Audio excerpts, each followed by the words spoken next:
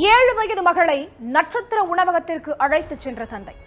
ஹோட்டலில் ரூம் எடுத்து பெற்ற மகளின் கழுத்தை கத்தியால் அறுத்து கொலை செய்த கொடூரம்.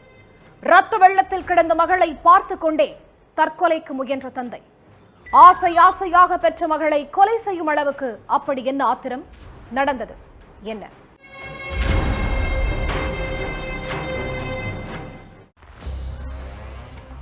டின்னரை முடிச்சுட்டு தூங்க போயிருக்காங்க ஜெசியா. அந்த நேரத்துல ஜெசியாவுக்கு அவங்க தம்பி சதீஷ்குமார் கிட்ட இருந்து போன் வந்திருக்கு. அக்கா, எனக்கு வாழ பிடிக்கல, ஸ்டெஃபி ரோஸை கொன்னுட்டு நானும் சாக போறேன்னு சொல்லியிருக்கார். இதை கேட்டு பதற்றமடைஞ்ச அவங்க அக்கா மறுபடியும் என்ன ஆச்சு, எங்க இருக்குன்னு கேட்டு இருக்காங்க. அதுக்கு ஆலந்தூர்ல உள்ள விஜயா பார்க் ஹோட்டல்ல ரூம் எடுத்து தங்கி இருக்கேன்னு சொல்லிட்டு சதீஷ் போனை கட் பண்ணிட்டாரு. உடனே அவங்க அக்கா ஹோட்டலுக்கு போன் பண்ணி தகவலை சொல்லி இருக்காங்க. இதை கேட்டு அதிர்ச்சி அடைந்த ஹோட்டல் ஊழியர்கள் போலீஸுக்கு போன் பண்ணி அவங்கள உதவிக்கு கூப்பிட்டு இருக்காங்க. உடனே ஸ்பாட்டுக்கு போன போலீஸ் சதீஷ்குமார் தங்கியிருந்த ரூம் கதவை தட்டி இருக்காங்க. ரொம்ப நேரமா கதவு திறக்காததால போலீஸ் கதவை உடைச்சுக்கிட்டு உள்ள போய் பார்த்திருக்காங்க. அப்போ 7 வயசு சிறுமி கழுத்தறுக்கப்பட்டு உயிரிழந்து கிடந்திருக்கு. சிறுமியோட சடலத்துக்கு பக்கத்திலேயே சதீஷ்குமார் உயிருக்கு போராடிட்டு இருந்தாரு. உடனே அவரை மீட்ட போலீஸ் குரோம்பேட்டை GHக்கு அனுப்பி வச்சிருக்காங்க. அடுத்து சிறுமியோட சடலத்தை மீட்டு போஸ்ட்மார்ட்டத்துக்கு அனுப்பி வச்சாங்க. இந்த விஷயத்தை தெரிஞ்சுக்கிட்டு சதீஷ்குமாரோட மனைவி ரெபேக்கா குரோம்பேட்டை ஹாஸ்பிட்டலுக்கு போயிருக்காங்க. அப்போ அங்கிருந்த போலீஸ் அவங்க கிட்ட விசாரணை பண்ணாங்க. அதுலதான் சதீஷ்குமார் மகளை கொன்னுட்டு ஏன் தற்கொலைக்கு முயற்சி பண்ணாருன்னு தெரிய வந்துச்சு. சென்னை ஐனாவரத்தை சேர்ந்த 38 வயசான சதீஷ்குமார் ரெபேக்கா தம்பதிக்கு 7 வயசுல ஸ்டெஃபி ரோஸ்ன்ற மகள் இருந்தாங்க. மகள் மனைவின்னு சந்தோஷமா இருந்த சதீஷ்குமார் மது போதைக்கு அடிமையாகி இருக்காரு. குடிச்சிட்டு வந்து மனைவியை அடிக்கிறது, அவங்க குடும்பத்தை பத்தி தவறா பேசுறதுமா இருந்திருக்காரு சதீஷ்குமார்.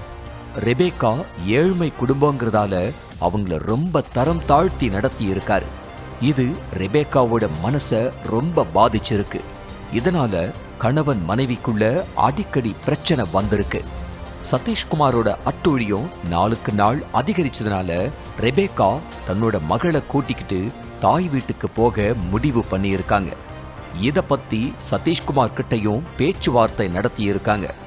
அதுக்கு சதீஷ்குமார், என் பிள்ளைய விட்டுட்டு நீ எங்கேயாச்சும் போ, எவன் கூட வேணும்னாலும் போன்னு சொல்லி ஆபாசமா திட்டி இருக்காரு.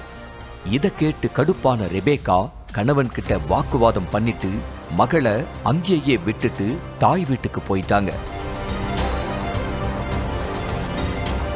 சதீஷ்குமாரும் ரெபேக்காவும் கல்யாணமாகி 5 வருஷம் மட்டும்தான் ஒன்னா இருந்தாங்க. அப்புறம் கொஞ்ச நாள் கழிச்சு கணவன் மேல காவல் நிலையத்துல புகார் அளிச்சிருக்காங்க.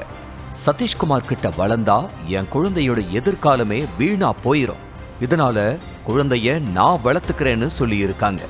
இது சம்பந்தமா போலீஸும் சதீஷ்குமாருக்கு போன் பண்ணி பேசி இருக்காங்க. இதனால மன உளைச்சலுக்கு ஆளான சதீஷ்குமார் குழந்தைய நம்ம கிட்ட இருந்து பிரிச்சிருவாங்கன்னு நினைச்சு மகளை கொன்னுட்டு தற்கொலை செஞ்சுக்கலாம்னு முடிவு பண்ணியிருக்காரு. அதுபடி மகள் ஸ்டெஃபி ரோஸை வெளியில கூட்டிட்டு போன சதீஷ்குமார் கேட்டதெல்லாம் வாங்கி கொடுத்திருக்காரு. அடுத்து ஆலந்தூர்ல உள்ள விஜயா பார்க் ஹோட்டல்ல ரூம் போட்டிருக்காரு. அப்போ ரூம்ல உட்காந்து பிஸ்கட் சாப்பிட்டுக்கிட்டு இருந்த குழந்தைய கட்டி பிடிச்சு அழுத்தி இருக்காரு சதீஷ்குமார். அப்புறம் மறைச்சு வச்சிருந்த கத்தியை எடுத்து சிறுமியோட கழுத்தை அறுத்து கொலை பண்ணியிருக்காரு. அடுத்து தன்னோட கழுத்தையும் அறுத்துக்கிட்டு தற்கொலைக்கு முயற்சி பண்ணியிருக்காரு சதீஷ்குமார். இந்த விஷயத்தை தெரிஞ்சுக்கிட்டு ஸ்பாட்டுக்கு போன போலீஸ் உயிருக்கு போராடிக்கிட்டு இருந்த சதீஷ்குமாரை ஹாஸ்பிட்டலுக்கு அனுப்பி வச்சுட்டு அவங்க மனைவி ரெபேக்கா கிட்ட விசாரிச்சுக்கிட்டு இருக்காங்க.